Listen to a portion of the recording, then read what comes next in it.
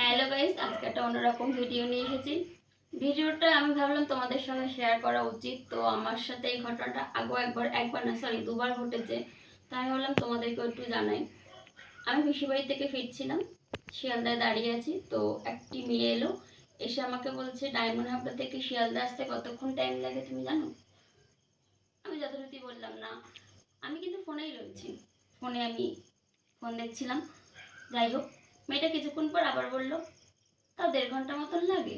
তো আমি বললাম যে দেখো, আমি তো ডায়মন্ড হাবড়া খুব একটা যাই না, আর আমার আইডিয়াও নেই। হয়ে গেল। আমি ওখানে দাঁড়িয়েই আছি, ফোন দেখছি। ও বলছে তুমি পিয়া না? তো আমি ফোনের দিকে তাকিয়ে তাকিয়েই বলছি যে না, আমি পিয়া না। বলছে না, আসলে আমার একটা ফ্রেন্ডের মতন তোমাকে দেখতে। তো আমি বললাম ও আচ্ছা, তাহলে তোমার নামটা কি? ওর আসল উদ্দেশ্য ছিল আমার নাম জানার। মানে শুধু প্রথমে নাম দিয়ে শুরু করতো, এক এক করে আমার পুরো ডিটেলসটাও নিত। তো আমার সাথে এই ঘটনাটা আগেও দুবার ঘটেছে। সেই জন্য ওখান থেকে আমার নিচে একটা ব্যাগ ছিল, কাঁধে একটা ব্যাগ ছিল, ব্যাগ নিয়ে চলে এলাম। একটু দূরে এসে দাঁড়িয়েছি, তো পাশে আর একটা মেয়ে এলো। আমি তখন ভিডিও কলে ছিলাম। আমারই একটা রিলেটিভ ঘুরতে গিয়েছিল, সে ভিডিও কলে আমাকে দেখাচ্ছিল জায়গাটা। দেখতে পাচ্ছে আমি ভিডিও কলে আছি, সে পাশে এসে জিজ্ঞাসা করছে ক্যানিং লোকাল দিয়ে দিয়েছে? তো আমি বললাম না, আমি ভাবলাম হয়তো ক্যানিং লোকালেই যাবে। আমি ভিডিও কলে কথা বলেই যাচ্ছি, জায়গাটা দেখেই যাচ্ছি। উনি পাশ থেকে বলছে তোমার কুর্তিটা না খুব সুন্দর লাগছে। আমি বলছি ও আচ্ছা, থ্যাংক ইউ। আমি বললাম কোথা থেকে কিনেছো কুর্তিটা? আমি বললাম শান্তিনিকেতন। বলছে ও, তুমি তাহলে এখানকার মেয়ে না? আমি আর কিচ্ছু বললাম না। আমি যথারীতি ওখান থেকে আবারও একটু সাইডে সরে গেলাম। তখনও ভিডিও কলে আছি। আরও একটি মেয়ে এলো, আলাদা আলাদা। আগের দুজন চুড়িদার পরা ছিল, শেষে যে এলো সে জিন্স টপ পরেছিল। সে এসে বলছে ক্যানিং লোকাল দিয়ে দিয়েছে? তো আমি বললাম না। তারপরে বলছে তুমি কি এখানে থাকো না?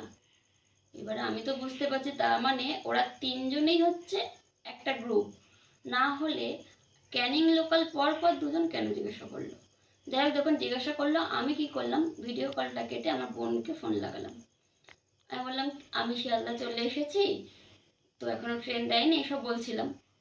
তো ও দেখলো যে ওকে একটু এড়িয়ে চলছি বলে ও পাশ থেকে চলে গেল, আর আমিও কথা বলতে বলতে এগিয়ে এলাম। যথারীতি ট্রেন দেয়, ট্রেনে আমি বসে আছি জানলার ধারে। এই সাইডে আমি, আমার ওই সাইডে আরও একটি মেয়ে। আর এইদিকে একটা মেয়ে বসে আছে, সে হিন্দিতে কথা বলছিল। যতটা সম্ভব সে বাঙালি নয়। সে ওকে জিজ্ঞাসা করছে তোমার নাম কি, কিসে পড়ো, বাড়ি কোথায়, সমস্ত ডিটেলস ওর থেকে নিয়ে নেবে। ওটা হলো একটা গ্রুপ, ওরা কিছু একটা করে যেখান থেকে পুরো ডিটেলসটা ওরা নেবে, এমনকি শেষে ফোন নাম্বারটাও নেবে। ঠিক তাই, ওই আমার সামনে বসা মেয়েটি বলছিল ও ঢাকুরিয়ায় নামবে, আর আমার পাশে বসা মেয়েটি বলেছিল ও বালিগঞ্জে নামবে। মেয়েটা যখন বালিগঞ্জে নামবে বলে গেটের সামনে এলো, ও কী করলে উঠে গেল, কারণ ও আমাকে বলেছিল ঢাকুরিয়ায় নামবে। গেটের সামনে যেই গেল, দুজনের কথা বলছে, ঠিক আছে তাহলে আমার বাড়ি একদিন এসো। ওই মেয়েটি বলছে, আমার সামনের মেয়েটি বলে ঠেলে বলছে তো ফোন নাম্বারটা একটু দেবে। ওর আসল উদ্দেশ্য ছিল ফোন নাম্বার নেওয়ার। ফোন নাম্বারটা নিচ্ছে আর বলছে তোমাকে আমি কল করবো, ঠিক আছে? দিয়ে দুজনেই নেমে পড়লো। আমার সাথে এই ঘটনা আগেও ঘটেছে দুবার। আমি তখন বুঝতাম না, আমি ফোন নাম্বার দিয়ে দিয়েছিলাম, দুবারই আমি ফোন নাম্বার দিয়ে দিয়েছিলাম। দুবারই আমাকে ফোন করা হতো, বলা হতো এই কাজ দেবো, এই কাজ দেবো, এখানে যেতে হবে, ওখানে যেতে হবে। তো আমার একটু মনে হয়েছিল এটা একটা অন্য কিছু ঘটনা ঘটতে পারে, বা অন্য লাইনের দিকে যাচ্ছে ব্যাপারটা। আমি নাম্বারগুলোকে ব্লক করে দিতাম, আবার আমাকে অন্য নাম্বার দিয়ে কল করা হতো। দুই একটা নাম্বার ব্লক করার পর থেকে জিনিসটা আর ঘটতো না। অনেকদিন পর যখন আমি ফিরছি পিসিবাড়ি থেকে, তখন এই ঘটনাটা ঘটে। তাই আমি ভাবলাম তোমাদের সঙ্গে শেয়ার করি। এরকম যদি কোনো ঘটনা তোমরা দেখো বা তোমাদের সঙ্গে হয়ে থাকে আগে, ভুল করেও কখনো তোমরা ফোন নাম্বার দেবে না, তোমাদের ডিটেলস বলবে না। দরকার হলে ওখান থেকে এড়িয়ে চলে আসবে। আর দরকার হলে তোমরা একটা কাজ করবে, ওদেরকে দুটো কথা শুনিয়ে আসবে যে তোমাদেরকে আমি কেন বলতে হবে, আমার নাম কি, আমার ফোন নাম্বার কেন দেবো, আমার বাড়ি কোথায়।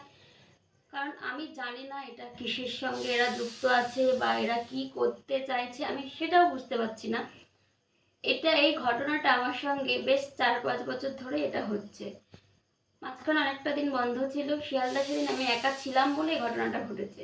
এর আগে যে ঘটনাটা ঘটেছিল সেটা আমার মা ছিল সাথে, তা সত্ত্বেও করেছিল। কেন আমি জানি না, এরা কেন এত সাহস পায়। আমি এই ঘটনাগুলো আমি আগে অনেকের মুখে শুনেছিলাম। যাই হোক, তোমাদেরকে আমার এটাই বলার ছিল যে তোমরাও সাবধানে থেকো। Bye bye.